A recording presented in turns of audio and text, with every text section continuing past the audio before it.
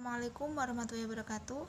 Di sini saya Cynthia Ayuwardani bertugas sebagai manajer keuangan pada perusahaan bisnis keripik aneka rasa. Jadi di sini saya akan menjelaskan apa saja tugas dan tanggung jawab seorang manajer keuangan. Manajer keuangan merupakan suatu manajer yang sangat penting dalam sebuah perusahaan. Karena apa? Karena manajer keuangan merupakan ujung tombak yang berkaitan tentang keuangan.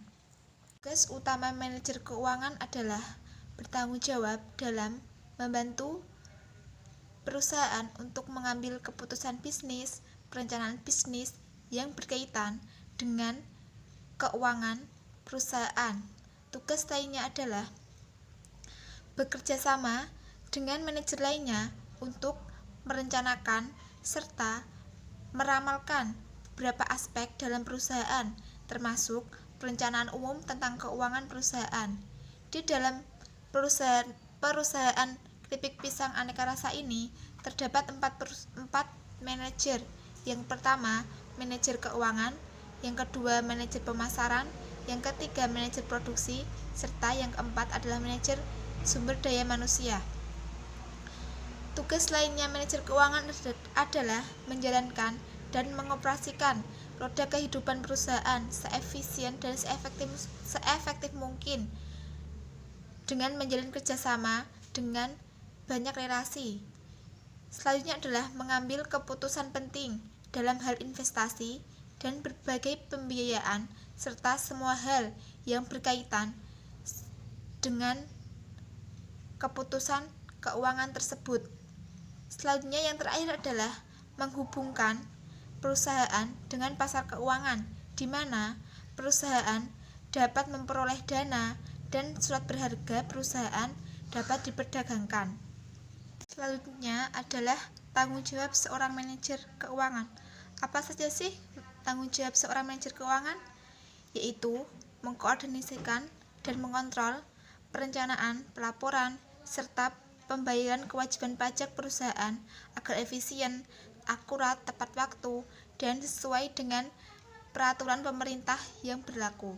Selanjutnya adalah mengelola fungsi akuntansi serta memproses data dan informasi keuangan untuk menghasilkan laporan keuangan yang dibutuhkan perusahaan secara akurat dan tepat. Selanjutnya adalah merencanakan dan mengkoordinasikan pengembangan sistem serta prosedur keuangan dan akuntansi perusahaan. Selain itu juga mengontrol pelaksanaannya untuk memastikan semua proses dan transaksi keuangan berjalan dengan tertib dan teratur. Tugas lainnya adalah merencanakan dan mengkonsolidasikan perpajakan seluruh perusahaan untuk memastikan efisiensi, biaya, dan kepatuhan terhadap peraturan perpajakan. Yang terakhir adalah merencanakan, mengkoordinasikan, dan mengontrol arus kas perusahaan atau arus cash flow, terutama pengelolaan piutang dan utang, sehingga hal ini dapat memastikan ketersediaan dana untuk operasional perusahaan dan kondisi keuangan dapat tetap stabil. Sekian tugas dan tanggung jawab seorang manajer keuangan yang dapat saya sampaikan. Assalamualaikum warahmatullahi wabarakatuh. Nama saya Mu'alifatul Khairiyah, NIM 118.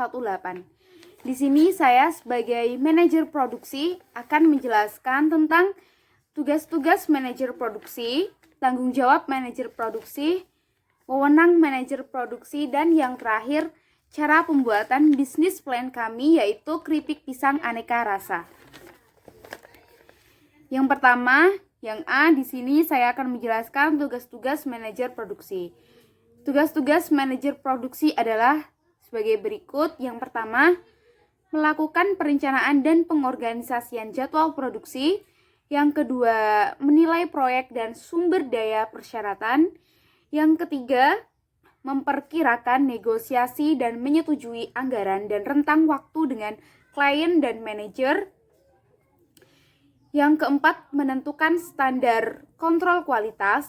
Yang kelima, mengawasi proses produksi. Yang keenam, merenegosiasi tentang waktu dan jadwal yang diperlukan. Yang ketujuh, melakukan pemilihan, pemesanan, dan bahan pembelian. Yang kedelapan, mengorganisir perbaikan dan pemeliharaan rutin peralatan produksi menjadi penghubung dengan pembeli, pemasaran, dan staf penjualan. Dan yang terakhir, mengawasi pekerjaan staf junior. Selanjutnya yang B, tanggung jawab manajer produksi. Tanggung jawab manajer produksi yang pertama yaitu memastikan anggaran biaya produksi efektif. Yang kedua, memutuskan sumber apa yang diperlukan. Yang ketiga, menyusun skala waktu untuk pekerjaan. Yang keempat, memperkirakan biaya dan menetapkan standar kualitas. Yang kelima, mengawasi dan memotivasi tim kerja. Yang keenam, meninjau kinerja pekerja. Dan yang ketujuh, mengidentifikasi kebutuhan pelatihan. Kemudian yang C yaitu wewenang manajer produksi. Wewenang manajer produksi di sini ada 5, yaitu yang pertama, memberi nasihat, saran penilaian terhadap kinerja bawahannya. Yang kedua, memberikan sanksi terjadi pelanggaran bawahan. Yang ketujuh, menciptakan inovasi baru untuk kegiatan produksi. Yang keempat, memberikan nasihat kepada perusahaan berkaitan dengan produksi. Dan yang kelima, melakukan koordinasi dengan bagian lain yang berkaitan dengan produksi. Nah, yang terakhir saya akan menjelaskan bagaimana proses produksi pada bisnis plan kami, yaitu keripik pisang aneka rasa. Strategi produksi untuk usaha kami memproduksi keripik sesuai dengan kriteria yang usaha kami tetapkan agar kualitas produk tetap terjamin dan juga dijamin kehalalannya. Usaha keripik pisang aneka rasa ini memberikan pilihan kepada konsumen berbagai rasa yang disukai. Rasa keripik pisang aneka rasa yang ditawarkan tentunya sudah menjadi kesepakatan perusahaan dan memenuhi kriteria usaha. Proses produksi dilakukan setiap hari selama ada waktu senggang. Hal ini dilakukan bukan berarti mengesampingkan usaha ini, tapi karena kewajiban utama kami sebagai mahasiswa untuk belajar. Namun dengan usaha yang dilakukan terus-menerus, usaha kami akan mampu memenuhi permintaan pasar terhadap produk perusahaan. Untuk memproduksi keripik pisang aneka rasa membutuhkan proses-proses sebagai berikut. Yang pertama, kupas pisang menggunakan pisau tajam. Yang kedua, rendam pisang yang sudah dikupas ke dalam air bersih selama 20 menit. Yang ketiga, potong tipis daging pisang secara memanjang menggunakan pasrahan. Yang keempat, rendam dalam baskom yang telah berisi campuran air, gula, dan perasa. Yang kelima, panaskan sepertiga wajan dengan minyak hingga 190 derajat. Yang keenam, goreng pisang hingga berwarna kuning keemasan dan tidak lembek. Dan yang ketujuh, angkat lalu tiriskan. Selanjutnya adalah proses pengemasan produk. Pengemasan ini dilakukan dengan memasukkan keripik pisang ke dalam plastik dan memasukkan label di dalamnya. Setelah itu, lipat plastik bagian atas lalu di staples. Terima kasih atas penjelasan saya mengenai tugas-tugas manajer produksi. Wassalamualaikum warahmatullahi wabarakatuh. Warahmatullahi wabarakatuh. Saya di sini sebagai manajer SDM pada perusahaan keripik pisang aneka rasa akan mendeskripsikan tentang tugas-tugas dan wewenang sebagai manajemen SDM. Tugas-tugas yang pertama yaitu merencanakan rekrutmen dan seleksi tenaga kerja. Setelah didapat sejumlah pelamar, manajemen SDM akan beranjak pada proses seleksi agar karyawan yang diterima di perusahaan sesuai dengan kriteria yang diinginkan dan tugas-tugas serta tanggung jawab yang akan mereka emban.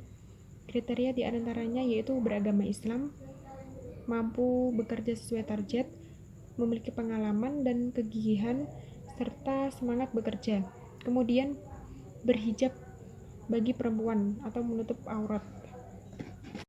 Tugas yang kedua yaitu mengadakan pelatihan atau pengembangan dan penilaian prestasi. Karyawan atau tenaga kerja harus menguasai benar pekerjaan yang menjadi wewenang dan tanggung jawabnya.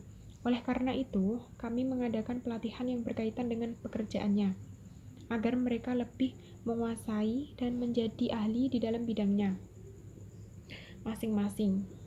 Dengan demikian, otomatis dapat meningkatkan kinerja yang ada. Di sini letak pentingnya pengembangan dan evaluasi pada karyawan keripik pisang aneka rasa yang dilakukan oleh manajemen SDM. Manajemen SDM juga menangani penilaian prestasi kerja. Ini menjadi acuan buat mereka dalam menentukan penggajian dan bonus yang akan diberikan pada karyawan. Kemudian wewenang dan peran manajemen SDM. Kami merencanakan dan mengkoordinasi tenaga kerja perusahaan yang hanya mempekerjakan karyawan yang berbakat. Kemudian menjadi penghubung antara manajemen dan karyawan. Kemudian kami juga melakukan pelayanan terhadap karyawan serta menangani isu-isu ketenagakerjaan seperti mediasi, pertikaian, dan mengarahkan prosedur kedisiplinan. Di sini saya akan menjelaskan tentang analisis SWOT. Yang pertama yaitu ada faktor internal. Yang pertama yaitu ada strike berupa keunggulan produk. Di sini kami mengangkat produk yang inovatif dan variatif yang ditunjukkan semua segmen pasar sehingga penjualan produk ini luas dan cepat diterima di pasaran. Yang kedua ada bahan baku. Bahan baku yang kami gunakan cukup mudah, yaitu bahan baku dari pertanian lokal seperti pohon pisang yang banyak ditanam oleh masyarakat dan perkebunan di Kota Kudus. Yang ketiga ada tempat produksi. Di sini kami memproduksi produk yaitu di sekitar kampus IAIN Kudus karena hal tersebut menjadi tempat yang strategis. Yang kedua ada weakness. Pertama ada belum memiliki cukup pengalaman. Pengalaman untuk memulai usaha masih sangat minim, tapi tidak dapat dipungkiri bahwasanya kita mengharapkan memiliki banyak pengalaman untuk menjadikan usaha kita sukses dan berkembang, yaitu ada penggunaan limbah. Limbah yang dihasilkan yaitu berupa kulit pisang. Kulit pisang tersebut dapat diolah menjadi pakan ternak seperti sapi dan kambing. Hal tersebut dimanfaatkan oleh masyarakat sekitar untuk dijadikan pakan ternak, sehingga sangat membantu permasalahan pemanfaatan limbah yang kita hasilkan. Yang kedua ada faktor eksternal. Yang pertama ada opportunities berupa banyaknya konsumen, yaitu produk ini ditunjukkan kepada semua golongan sehingga konsumen produk ini berminat untuk mencoba produk kami. Yang kedua ada pemasaran. Dalam hal ini pemasaran dibilang cukup mudah karena lokasi produk sendiri cukup strategis. Yang kedua ada trade. A. Keacuhan konsumen. Keacuhan konsumen muncul karena kurangnya rasa penasaran konsumen terhadap produk yang kita tawarkan. Selanjutnya saya akan menjelaskan tentang manajemen pemasaran. Manajemen pemasaran merupakan salah satu aktivitas produk yang dilakukan oleh suatu perusahaan untuk mempertahankan kelangsungan perusahaan, perkembangan, dan memperoleh laba. Manajemen pemasaran merupakan penganalisaan, perencanaan, pembuatan, dan pengawasan program-program yang bertujuan memunculkan pertukaran pasar yang dituju untuk mencapai suatu tujuan perusahaan tersebut. Uraian tugas manajer pemasaran. Yang pertama ada tugas perencanaan berupa melakukan perencanaan analisis peluang pasar, melakukan identifikasi dan meramalkan peluang pasar, merencanakan pengembangan jaringan pemasaran. Yang kedua ada tugas pelaksanaan. Yang pertama ada melakukan target penjualan, menciptakan, menumbuhkan, dan memelihara kerjasama yang baik dengan konsumen, melakukan penilaian karya kepada kepala bagian marketing. Yang ketiga yaitu ada tugas pengawasan. Yang pertama ada melakukan pengawasan efisien dan efektivitas strategi pemasaran yang telah ditetapkan. Bertanggung jawab dalam membina hubungan baik dengan konsumen. Yang terakhir ada bertanggung jawab atas pelaksanaan tugasnya kepada direktur operasional. Telah banyak jenis snack yang kini beredar di masyarakat, khususnya keripik pisang. Dari sekian banyaknya keripik pisang yang beredar di sekitar IAIN Kudus sendiri mempunyai rasa berbeda antara produsen satu dengan produsen lainnya. Oleh karena itu, masyarakat harus mengetahui tentang produk yang akan kami produksi dengan varian rasa yang berbeda. Untuk itu, kami menyusun secara singkat strategi pemasaran dengan tahap sebagai berikut. Yang pertama yaitu ada pengembangan produk. Keripik pisang memang telah banyak dijumpai, namun kami memberikan produk dengan varian rasa yang berbeda dengan tampilan yang lebih menarik. Varian rasa adalah inti pemikat dari produk kami karena dengan rasa yang baru, konsumen cenderung penasaran untuk mencoba produk kami. Yang kedua ada pengembangan wilayah pemasaran. Area pemasaran utama seluruh golongan masyarakat. Kami akan memasarkan produk kami pertama kalinya yaitu kepada teman-teman mahasiswa dan dosen.